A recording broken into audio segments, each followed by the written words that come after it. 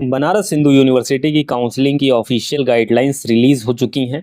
Combined allotment program CAP UG इनका जो portal है वो कैसे वर्क करने वाला है और कैसे कैसे सारी चीज़ें चलने वाली 2026 न्यू गाइडलाइंस हैं, तो सारी चीज़ें आपको जानना बहुत ज़्यादा इंपॉर्टेंट है ना। कब आपके स्पॉट राउंड आएंगे और सारी चीज़ें कैसे होती हैं, कौन कौन सी गलतियां आपको नहीं करनी है।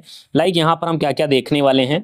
कैप रजिस्ट्रेशन फॉर्म आपने फिल कर लिया, program selection, allotment rule, basically ये सेक्शन नंबर 5 से आपके लिए बहुत ज़्यादा इंपॉर्टेंट है। आपको कैसे क्या चीज़ें देखनी है, सब्सिक्वेंट राउंड, अलॉटमेंट, फ्रीज वगैरह कैसे क्या करते हैं। और उसके बाद जो इंपॉर्टेंट है, कैंसिलेशन अगर कोई करता है, विड्रॉल करता है, स्पॉट राउंड, टाई होता है तो हम क्या करेंगे, रिफंड पॉलिसी क्या है, फिजिकल वेरिफिकेशन में कौन कौन से डॉक्यूमेंट चाहिए, कौन कौन से डॉक्यूमेंट रिक्वायर होंगे, अदर रेलिवेंट इन्फॉर्मेशन, ये सारी चीज़ें आपको महज अगले 10 मिनट के अंदर सारी चीज़ें पता लग जाएंगी। तो चलिए शुरू करते हैं। बाकी यहाँ पे कुछ शॉर्ट फॉर्म दे रखे हैं कि भाई उन शॉर्ट फॉर्म के फुल फॉर्म क्या है, तो वो सारी चीज़ें मैं आपको ऑलरेडी बता दूंगा।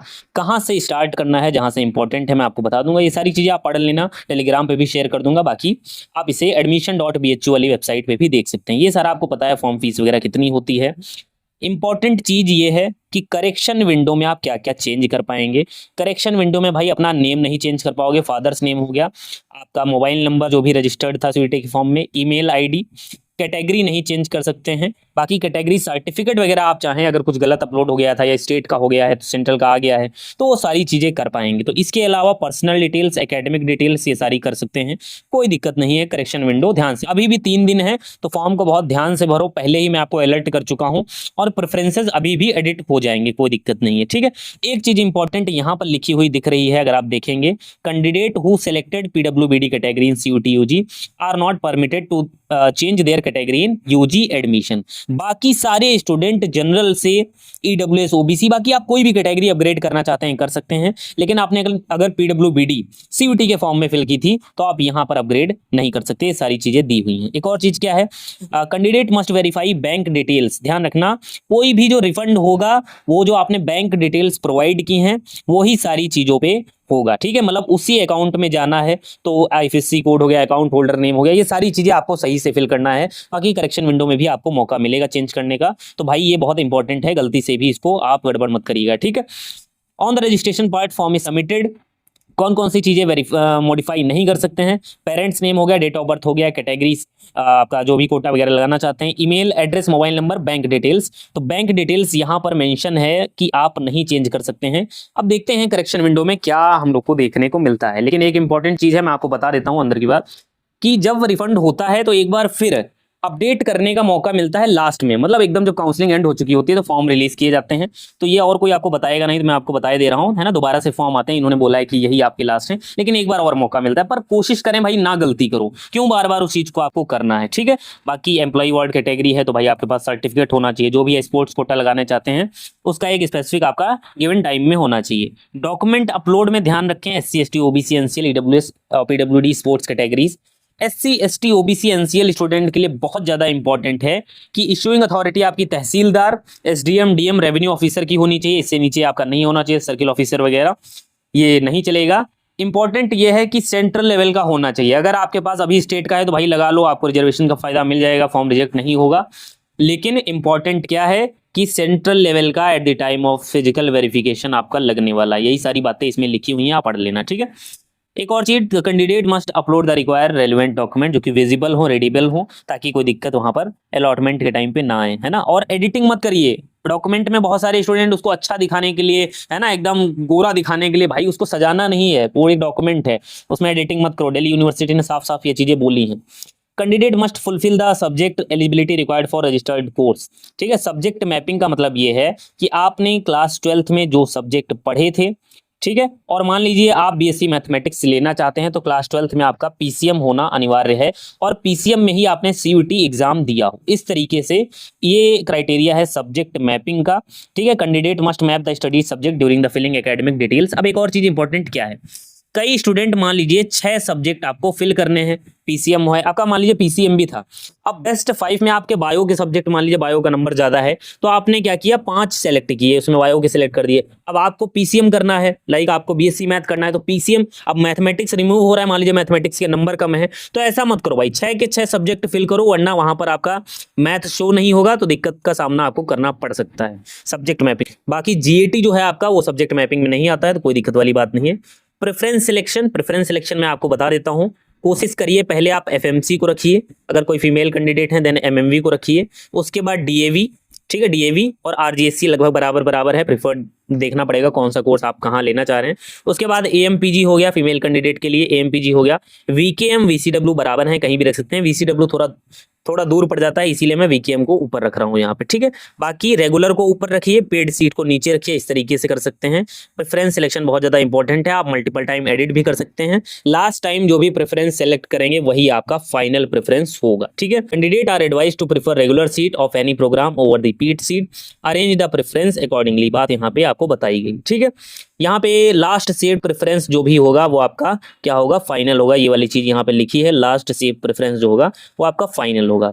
जब भी आपको अलॉटमेंट होगा वहां पर आपको क्या बताया होगा, आपको जो भी कोर्स मिलेगा उसके साथ आपका मेजर हो गया, उसके साथ आपका माइनर हो गया, आपका एफएमसी में मिला है, फैकल्टी ऑफ आर्ट्स में मिला है, फैकल्टी ऑफ साइंस में मिला है, कहाँ पे मिला है उसकी लोकेशन भी होगी, आपका प्रोग्राम और लोकेशन, ये सारी चीजें आपको वहाँ पे गिवन होंगी, ठीक है। इसके बाद हम जरा देखते हैं किस तरीके से अलॉटमेंट होने वाले हैं। टोटली आपका सीट अवेलेबिलिटी है ना, उस कोर्स में कितनी सीट अवेलेबल हैं, ठीक है। मेरिट बेस्ड होगा सीयूटी के बेसिस पे, अगर मान लीजिए unreserve OBC NCL SC ST EWS category है तो OBC NCL SC ST EWS को कैटेगरी का भी रिजर्वेशन का फायदा मिलेगा, ठीक है।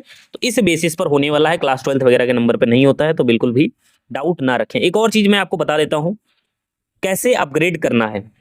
मान लीजिए आपको फर्स्ट प्रेफरेंस नहीं मिला, ठीक है, किसी में मान लीजिए 5th प्रेफरेंस मिल गया और आपने उस सीट को क्या किया, फ्रीज किया, और ये सीट आपको अलॉट हुई एससी कैटेगरी में। अब आपने फ्रीज कर दिया, लेकिन ये स्टिल अगर आपके नंबर अनरिजर्व कैटेगरी या जनरल कैटेगरी को क्रॉस कर जाते हैं या उसमें आ जाते हैं, तो आपकी ये जो है कैटेगरी रिजर्वेशन तभी भी हो सकता है, तो घबराएं नहीं। पीजी में कई बार ये चीज देखने को मिली है, मतलब आपको मान लीजिए ईडब्ल्यूएस में अलॉट हुआ, अगले राउंड में आपकी जनरल की कट ऑफ क्लियर हो गई, तो आपको जो सीट अलॉटेड दिखाएगा वो अनरिजर्व कैटेगरी में दिखाएगा। एक और इंपॉर्टेंट चीज अपग्रेड से बता देता हूं कि मान लीजिए 5th प्रेफरेंस मिला, रेगुलर सीट थी, इसके ऊपर आपने पेड फिल की है, तो रेगुलर की जो फीस है वो कम है, अगर पेड की देखेंगे तो फीस ज्यादा है। तो अगले राउंड में मान लीजिए ये पहला राउंड था, ये सेकेंड राउंड है, तो सेकेंड राउंड में आपको बचा हुआ पेमेंट आपको दोबारा से वो पेमेंट देना पड़ेगा। अगर नहीं देते हैं तो ये सीट भी चली जाएगी, ये सीट भी चली जाएगी।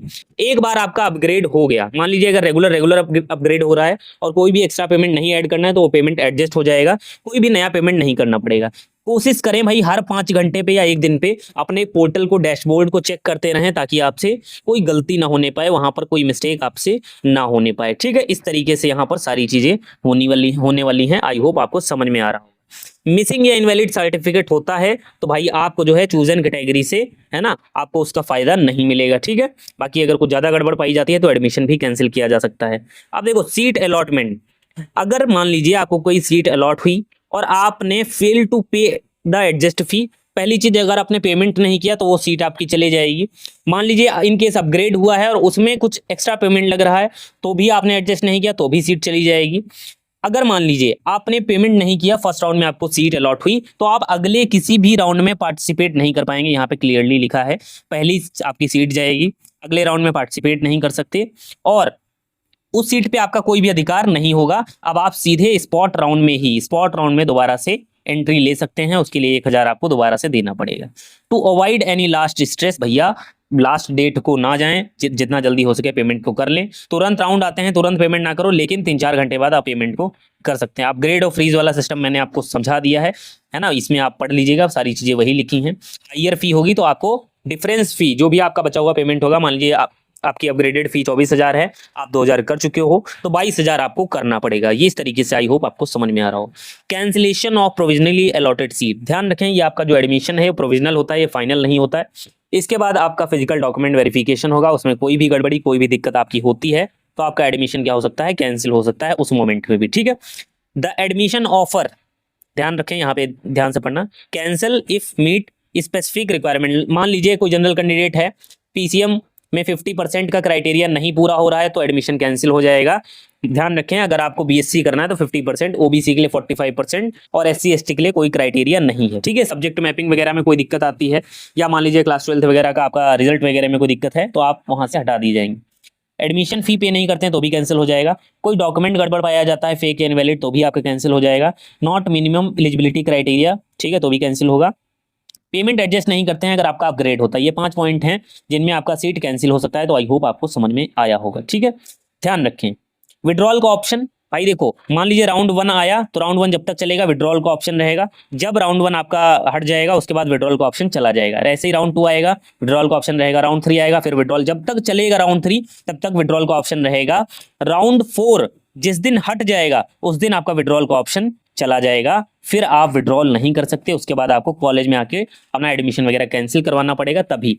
अगर आप डायरेक्ट ऑनलाइन विड्रॉ करते हैं तो आपकी जो एडमिशन फी है वो वापस हो जाती है, कोई दिक्कत नहीं, विड्रॉ करने पे रिफंड हो जाएगा आपका सारा पेमेंट। ठीक है, लेकिन अगर आप कॉलेज आके कराते हैं तो थोड़ा सा दिक्कत होती है। दिक्कत मतलब यही, आपको कॉलेज आके सारी चीजें करानी पड़ती हैं। ऑनलाइन एक बेहतर ऑप्शन रहता है। अगर आपको नहीं एडमिशन लेना है तो भाई कोशिश करें यार राउंड 4 तक कर लो, क्योंकि स्पॉट में वो सीट बच जाती है। स्पॉट में कोई एलिजिबल स्टूडेंट उसको ले लेता है। तो क्या यहाँ पे लिखा हुआ है, the candidate won't be able to participate any subsequent regular allotment round. मान लीजिए आपने सेकंड राउंड में विड्रॉ कर लिया तो 3 और 4 में अब आप पार्टिसिपेट नहीं कर सकते हो। आप सीधा जो है किस में मिलेंगे, स्पॉट राउंड में, है ना। स्पॉट का रजिस्ट्रेशन करना पड़ेगा। Will be available till the active period of admission fee payment. मान लीजिए कि 22 तारीख को राउंड 1 आया, 25 तक फी पेमेंट है, तो इन 3 दिन तक आप कभी भी विड्रॉ कर सकते हैं, कभी भी आप विड्रॉ कर सकते हैं। Disabled after the payment deadline, मान लीजिए 25 को डेडलाइन हो गई, उसके बाद विड्रॉ का ऑप्शन आपको नहीं शो करेगा। थर्ड राउंड आएगा तो फिर शो कर जाएगा। आई होप देखो बहुत क्लियरिटी आपको दे रहा हूँ, इतना ज्यादा क्लियर आपको कोई नहीं बताएगा। ठीक है, फिर है स्पॉट राउंड में। कौन कौन स्पॉट राउंड में पार्टिसिपेट कर सकता है, ध्यान से समझ लो भाई। After the regular combined allotment program, मान लीजिए रेगुलर एडमिशन जो भी होने थे वो हो गए, राउंड 4 तक काउंसलिंग हो गई, उसके बाद आपका क्या आएगा, स्पॉट राउंड आएगा। बेसिकली बची हुई सीटों में आपको आवेदन दिए जाएंगे। Candidate who had applied but not allotted seat, कोई आपको सीट नहीं अलॉट हुई। मान लीजिए आपने रजिस्ट्रेशन ही नहीं किया था, अलॉटेड, एक तो ये कंडीशन होगी रजिस्ट्रेशन किया, सीट नहीं अलॉट हुई क्योंकि आपके नंबर कम थे। एक आपने रजिस्ट्रेशन ही नहीं किया, एक मान लीजिए आपने पेमेंट नहीं कर पाया, एक मान लीजिए आपने विड्रॉल कर लिया। ये 4 कैंडिडेट आराम से पार्टिसिपेट कर सकते हैं। ठीक है, ये सारा यहाँ पे लिखा हुआ है। Who have not registered, register किया लेकिन कोई सीट नहीं मिली, ठीक है, बाकी पेमेंट वगैरह नहीं कर पाए, या फिर कैंसिल हो गया, या कोई डॉक्यूमेंट वगैरह कोई फर्जी पाया गया इस वजह से। ठीक है, कौन कौन नहीं पार्टिसिपेट कर सकता है स्पॉट राउंड में, ध्यान से सुनो भाई। Candidate who are holding a seat, अगर आपको रेगुलर राउंड में कोई भी सीट मिली है तो आप स्पॉट में एडमिशन नहीं ले सकते, पहले आपको विड्रॉ करना पड़ेगा। There will be no spot round in courses having practical fitness courses. ठीक है, इन कोर्सेज में जैसे आपका म्यूजिक वाले कोर्सेज होते हैं, इनमें कोई भी आपका स्पॉट राउंड नहीं होता है। जैसे ही स्पॉट राउंड अनाउंस हो जाएगा आपका विड्रॉ का ऑप्शन जो है नहीं बचेगा। बेसिकली ध्यान रखना, राउंड 4 में कोई भी जो है अपग्रेड का ऑप्शन नहीं आता है। बेसिकली अपग्रेड नहीं कर सकते क्योंकि राउंड 4 के बाद कोई अगला राउंड आना नहीं है। ठीक है, ऑप्टिंग फॉर स्पॉट राउंड तो 1000 रुपये आपको पेमेंट करना पड़ेगा। मेरिट वगैरह उसी जैसे मैंने पिछले बताया काउंसलिंग होगी उसी तरीके से काउंसलिंग इसमें भी होती है। एफएमसी की बहुत ज़्यादा सीटें तो नहीं बचती हैं लेकिन थोड़ी बहुत सीटें बच जाती हैं। ठीक है, तो इस तरीके से आपको करना है। टाई ब्रेकिंग वाला जरा समझ लेते हैं।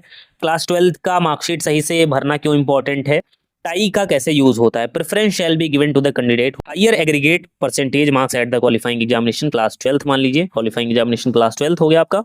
ठीक है, उसके बाद मान लीजिए however in cases of admission to BSc and BSc honours agriculture, आपके साइंस स्ट्रीम के सब्जेक्ट काउंट होंगे। मान लीजिए पीसीबी हो गया, पीसीएम हो गया।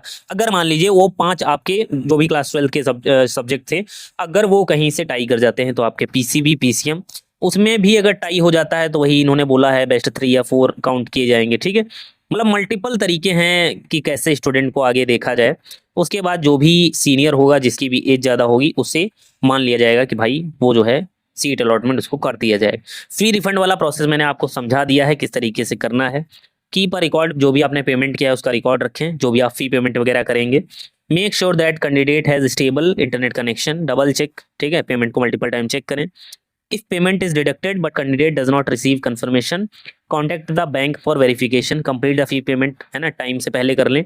इन case of payment failure retry the payment before the deadline. Payment fail वगैरह होता है तो भाई जरूर चेक करें। रिफंड हो जाता है, मान लीजिए आपने एक बार 24,000 पेमेंट किया और वो पेमेंट आपसे कट गया है और लेकिन फेल दिखा रहा है तो वो आपका आ जाएगा, चिंता मत करिए। इस तरीके से एक और इम्पोर्टेंट चीज़ आपको बता देता हूँ, candidate will receive a full refund of the admission fee if the candidate withdraws his her admission before the last date of admission set by BHO। पूरा रिफंड मिलेगा। Please note that the fee non refundable. एक registration fee जो 500 रुपये अभी कर रहे हैं, 1000 रुपये जो करेंगे वो भी आपका रिफंडेबल नहीं है। इस तरीके से ये सारी चीजें हैं। फिजिकल डॉक्यूमेंट वेरिफिकेशन में क्या क्या लगने वाला है एक बार ध्यान से देख लो। एट द टाइम ऑफ ये आपका ये सारे डॉक्यूमेंट जो आपके लगने वाले हैं ये रजिस्ट्रेशन में लगेंगे। और इसके बाद अगर देखें एडिशनल कौन कौन से डॉक्यूमेंट लगेंगे लगेंगे रिपोर्टिंग में, तो ये आपके यहाँ पे लिखे हुए हैं। ठीक है, ये आप देख सकते हैं यहाँ पे high school 10th 12th marksheet, category and income certificate खासकर आपका EWS OBC कैंडिडेट, बाकी जहाँ भी एप्लीकेबल होगा। Original copy of TC migration character नहीं है तो अंडरटेकिंग लग जाएगा, कोई दिक्कत नहीं है। डोजियर फॉर्म क्या होता है भाई, डोजियर फॉर्म बता दूंगा मैं। बाकी ragging, anti ragging, dossier basically hostel के लिए होता है, आपको बता दूंगा कैसे भरा जाता है जब आएगा, सारी चीजें बता देंगे। BHU रजिस्ट्रेशन फॉर्म जिसमें प्रेफरेंस का ऑर्डर भी हो, NTA का एप्लीकेशन फॉर्म, स्कोर कार्ड, ये सारी चीजें हैं। तो यहीं पर ये पूरी कंप्लीट काउंसलिंग और ऑफिशियल गाइडलाइंस हैं ये BHU की, तो ये सारी चीजें आपको ध्यान रखनी है। बाकी चैनल को सब्सक्राइब, वीडियो को लाइक जरूर कर देना। जिसको भी पर्सनल काउंसलिंग प्रोग्राम में जुड़ना है वो दिए गए ईमेल आईडी पे अपना नंबर भेज सकते हैं और हमारे ग्रुप में जुड़ सकते हैं। बहुत स्मूथ काउंसलिंग आपकी हो जाएगी। बाकी अगर किसी को एडमिशन रिलेटेड डाउट हो तो यहाँ पे ईमेल करें, बाकी मुझे भी आप ईमेल कर सकते हैं, कोई दिक्कत वाली बात नहीं है।